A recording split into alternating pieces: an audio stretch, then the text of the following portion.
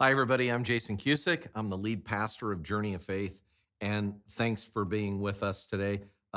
If you're at our Manhattan Beach campus or you're joining us online, if you're here with us also for the first time, I want to thank you so much for being with us. I hope it's going to be a great experience for you.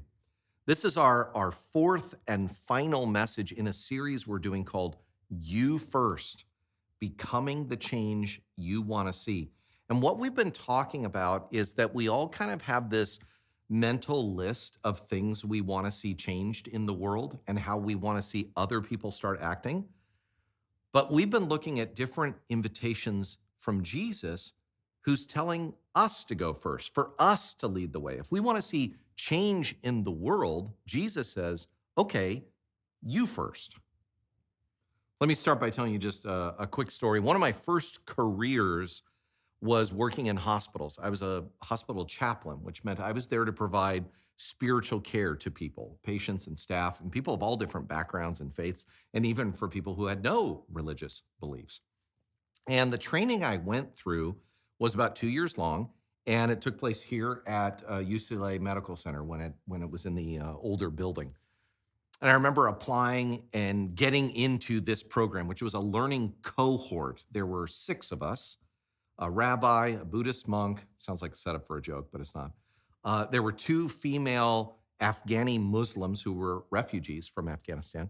And then there was a Presbyterian minister from the LGBTQI community. And then there was just me, Christian dude.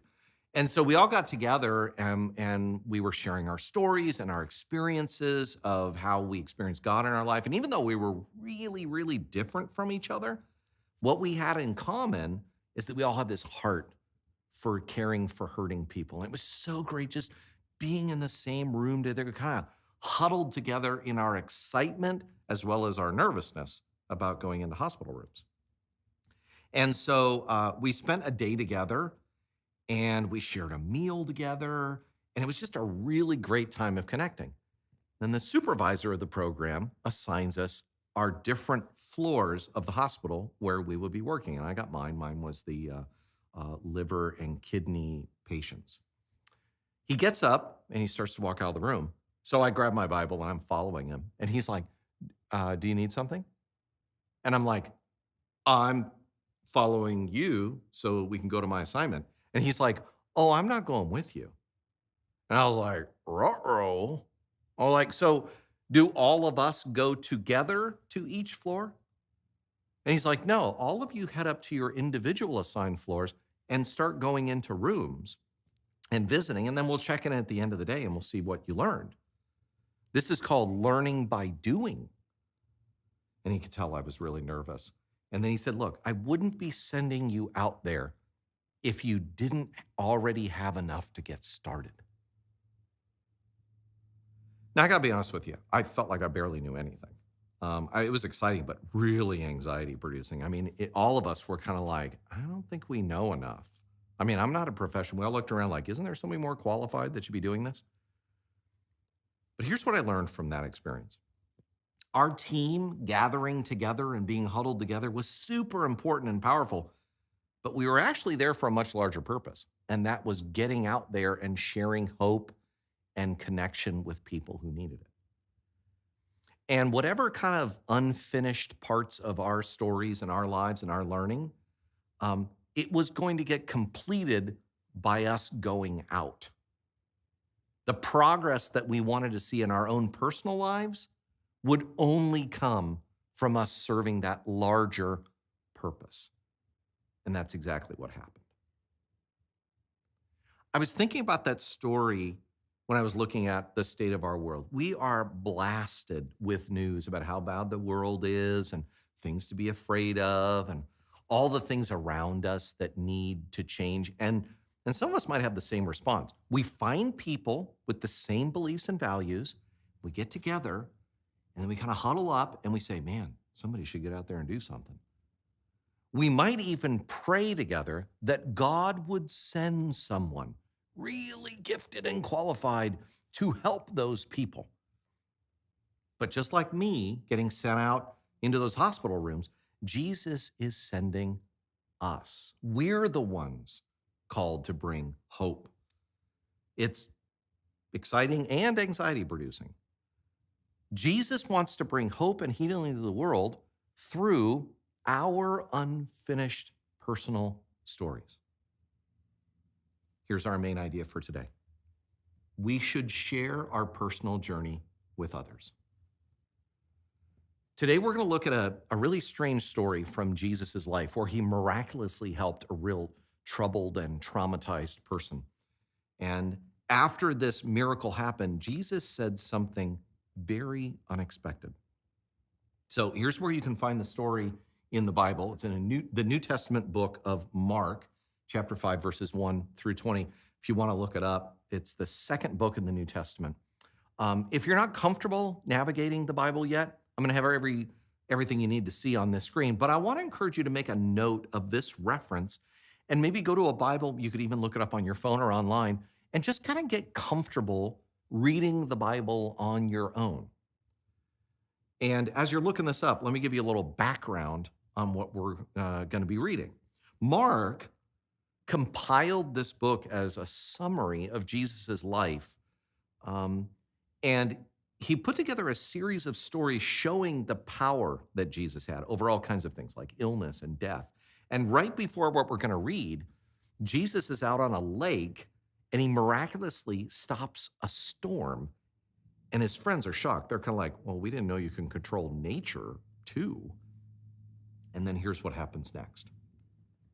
It says, so they arrived at the other side of the lake in the region of the Gerasenes. When Jesus climbed out of the boat, a man possessed by an evil spirit came out from the tombs to meet him. This man lived in the burial caves and could no longer be restrained, even with a chain. Whenever he was put into chains and shackles, as he often was, he snapped the chains from his wrist and smashed the shackles, and no one was strong enough to subdue him. Day and night, he wandered among the burial caves and in the hills, howling and cutting himself with sharp stones. Let's just stop here and let our hearts ache for this poor man. Okay, he is oppressed. He's unable to relate to people in a normal way. The people around him didn't even know what to do with him, so they just tied him up or tried to prevent him from hurting himself and other people. When I first read this, I was like, maybe this guy's on something, or he's dealing with like a really bad mental illness. By the way, that's the first response we should have when we interact with people that appear troubled in this way. We shouldn't be saying, "Is this person demon possessed?" But we will say, in this situation, being possessed by an evil spirit was not a misdiagnosis, because here's what it says. When Jesus was still some distance away, the man saw him, ran to meet him, and bowed low before him. With a shriek, he screamed, "Why are you interfering with me, Jesus, Son of the Most High God? In the name of God, I beg you, don't torture me." This is the evil spirit calling out from within this guy. For Jesus had already said to the spirit residing in this guy, "Come out of the man, you evil spirit." And then Jesus demanded, "What is your name?" And he replied, "My name is Legion, because there are many of us inside this man." Then the evil spirits begged him again and again not to send them to some distant place. So in this strange story, this man is possessed by many evil spirits, and those spirits recognize Jesus and they're afraid of his power. Now, I want you to read this story for yourself, but let me jump ahead a little bit. These evil spirits beg Jesus to send them somewhere. So Jesus sends them into a herd of pigs nearby, and then these poor pigs go nuts and drown themselves. And then the owners of the pigs are like, "Jesus, you get out of here."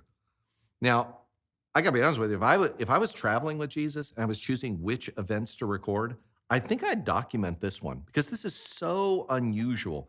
I think I'd also be a little bit freaked out, which we're gonna see. That's what the town people were feeling also. So let's jump ahead to the end of the story, and that's where we're going to land for what we're talking about today. A crowd soon gathered around Jesus, and they saw the man who had been possessed by the legion of demons, and he was sitting there fully clothed, perfectly sane, and they were all afraid.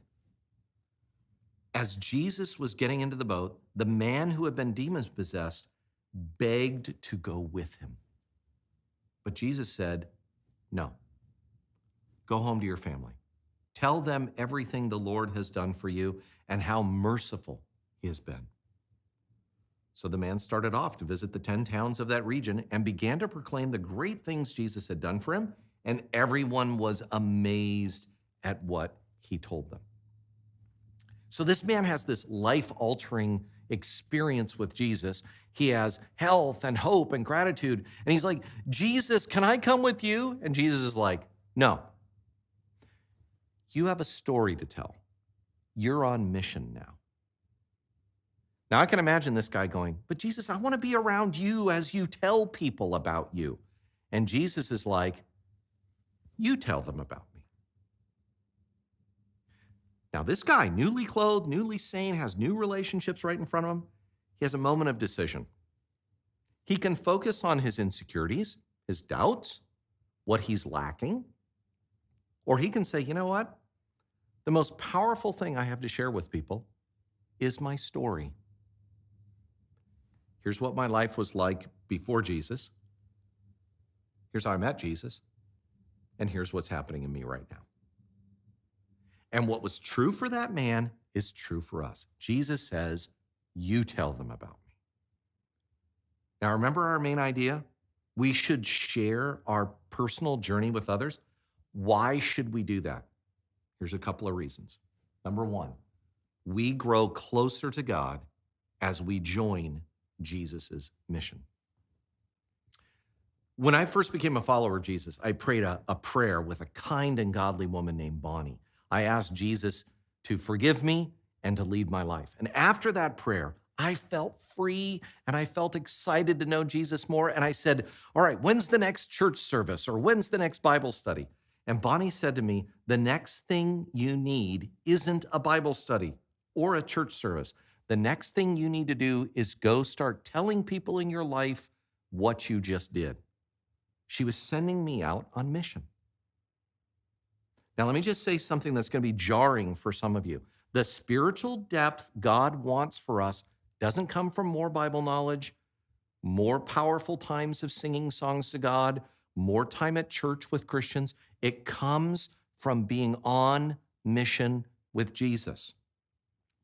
Now, don't get me wrong. I'm all about learning. I'm all about Bible study and quiet time with God and powerful singing and church. But Jesus knew that the most important thing was for this guy to start sharing his story. And I think some of us Christians were not sent out early enough to share our faith. And so now we have to unlearn some spiritual habits that have kept us inwardly focused in the wrong ways. Quick illustration, I was watching some basketball games recently, and the players, they practice and they do drills and they warm up, things like that. But during the game, their huddles are only 5 to 15 minutes long because there's a game on. The huddle is not the game. And I think that formerly possessed man wanted more huddle time with Jesus, and Jesus was like, "It's game on. We got a game out there." Back in Jesus's day, he compared the hurting world to be like a field that needed to be harvested. Look what he said. "The harvest is great, but the workers are few. So I pray to the Lord who is in charge of the harvest, ask him to send more workers into his fields. Now go." I like how he says, look at all the needs. We need to pray for more people. Pray for more people to go. And then Jesus says, now go. Not just let's pray for people who will go, but pray and then you tell them about me. And then Jesus sends them out in pairs, in twos. So here's something I'd like to invite you to do this week. Find a partner to support you in sharing your journey with others. Jesus is asking all of us to share our personal journeys with others.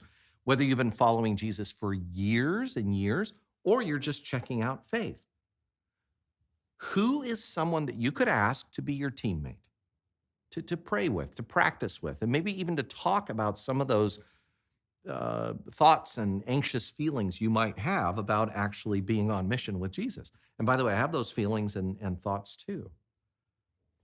Having a circle of teammates to encourage us and challenge us can be really, really helpful as we get out there and share our stories. Now, if you're like me, you're probably asking, well, how do I know who wants to hear about my story and who doesn't? Great question. I'll give you a quick illustration that really helps me think about this. Years ago, my wife and I went to an apple farm. That's not a picture of my wife and I or the apple farm we went to. That's Adam and Eve. But we wanted to go buy some apples. So we went to this apple farm and we said, can we buy some apples? They gave us a paper bag. They said, there's the trees. Go pick apples.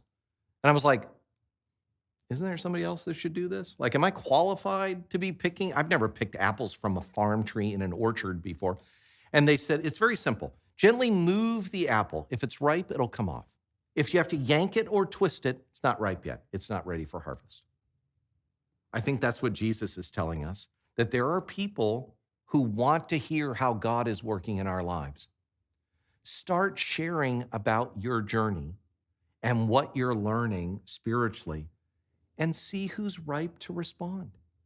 And if they're not interested, don't force it, but go do it. Who can you ask to be your spiritual teammate? One place you can look is life groups. It's a great place to look for those relationships. Someone in your life group that you can say, hey, have you shared your faith lately? Like, how did you do it in a normal way where it wasn't weird? Hey, did you apply the sermon this week? Want to go do that together? Now, some of you are like, I'm not really even a follower of Jesus yet. How does this relate to me? Well, I think having a spiritual teammate is a great way to help us wherever we're at on our spiritual journey. But let me share with you one more thing that might help. All right. So Jesus says, you tell them about me, and why? Well, first, we're going to grow closer to Jesus when we're on mission with him. And second, our in-process stories connect us with real people in powerful ways. Let's go back to this story. Jesus heals this traumatized man. But notice he doesn't say, now, before you talk to anybody, I want to get you into this class. He doesn't say, now, I just healed you. Let's get you into this 10-week curriculum on how to share your faith. Jesus is saying, go to the people right around you and begin sharing your spiritual story with people. Now, some of you might be thinking, I don't know if I'm really qualified. Shouldn't somebody go out? Isn't there somebody more influential, maybe a church leader or somebody that should talk about this? A couple of years ago, a Tender Greens restaurant opened up down the street from where I live. And my neighbor came to me and said, hey, have you been there? Is it good? And the first thought I had was, am I a food critic now? Why would you ask me if it's good? I mean, look at the menu. I'm not quite sure what you would like, or, check it out for yourself. So why did he ask me? He didn't ask me because I was a food critic. He was asking me because I was a real person and I had been there and I have a relationship with him. And isn't that what we do when we want to know more about something? We talk to somebody that we know, somebody that we're already connected with, to share their experience. Same thing with spiritual things. In our story here, Jesus knew that the people in this guy's life and the towns in the area were more likely to respond to this guy sharing the good news about what God had been doing in his life than some out-of-town evangelist or a church leader or a pastor. He was a real person, just like you are a real person with the people that you work with and your family and your friends. You can share your personal story of how God has been merciful and is working in your life, and that's the most powerful thing in the world. And every one of us has a story of how God is working in our lives. God got you through that class forgave you of that terrible thing, helped you get sober, helped you find that roommate, got you through 2020. Now, some of us, we're still in our tough times. God hasn't done a miracle or miraculously kind of changed things for us.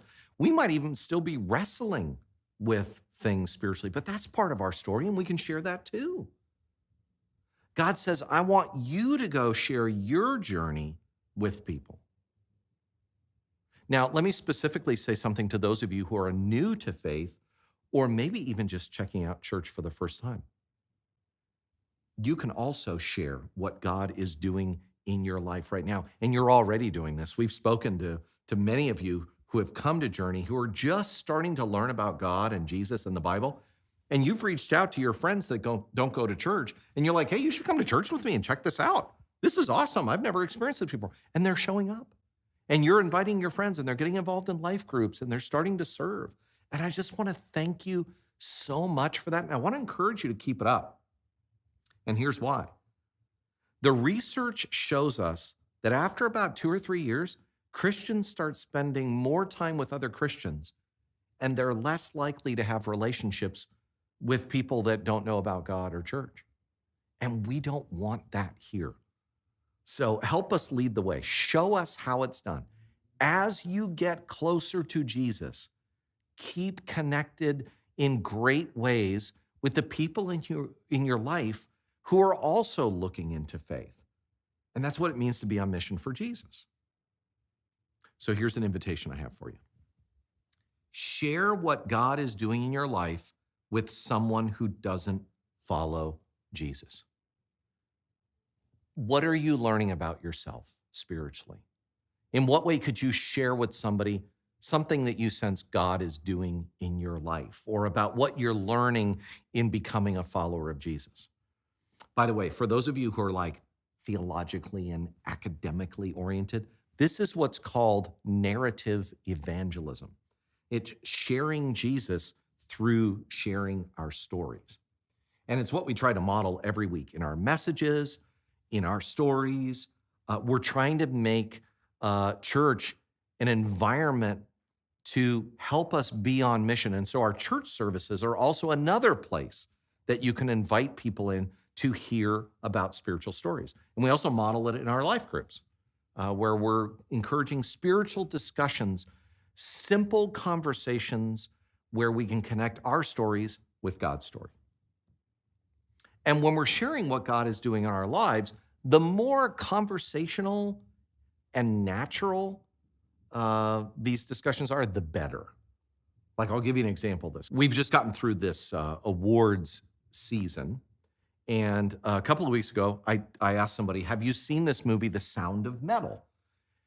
It's about a musician with addiction problems, and he's losing his hearing, and he has to deal with that. And I said, I got to tell you, it was spiritually moving for me.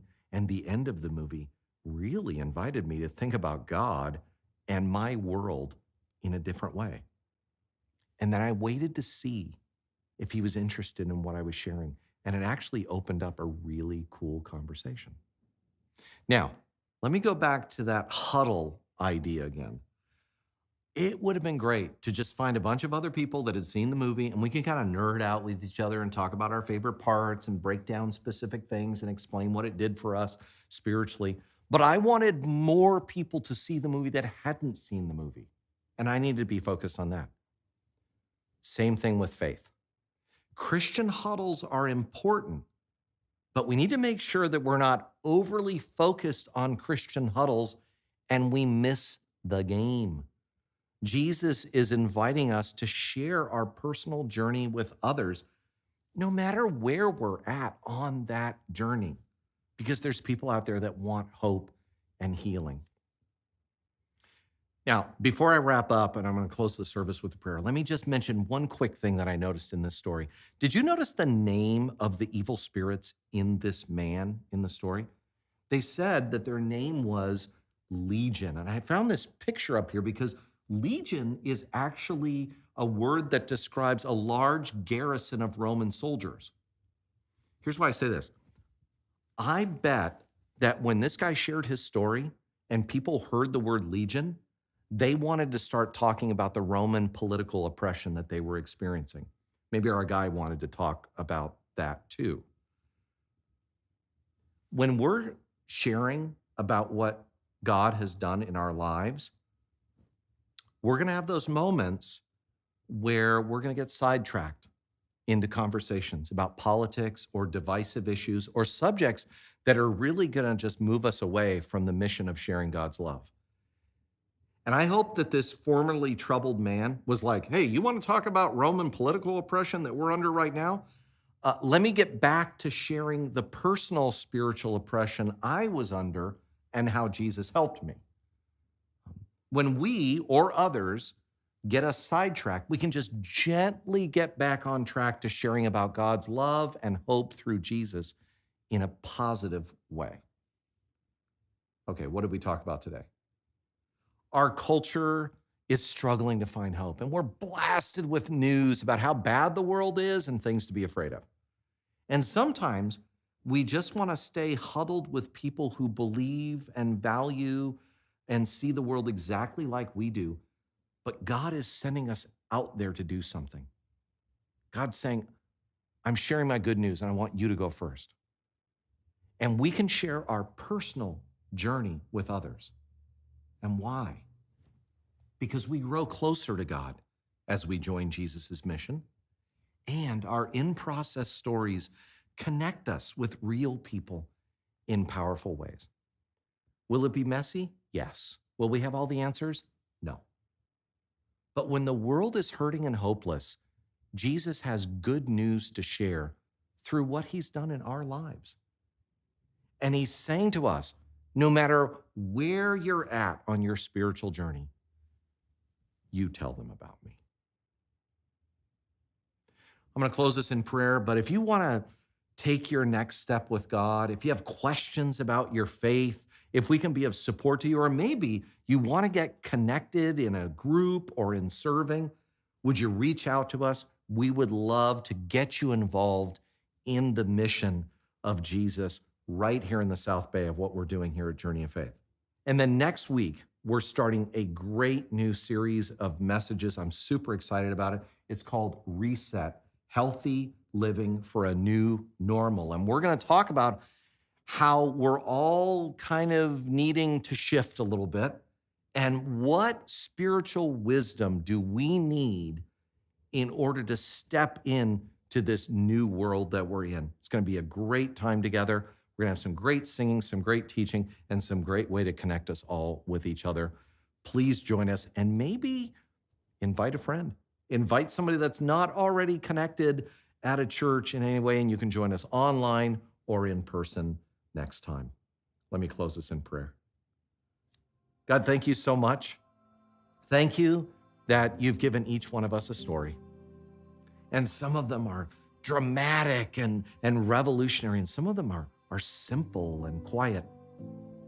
God, some of our stories are finished and their successes and their victories, and some of our stories are still in process and we're still struggling. Thank you that every one of those stories has a purpose.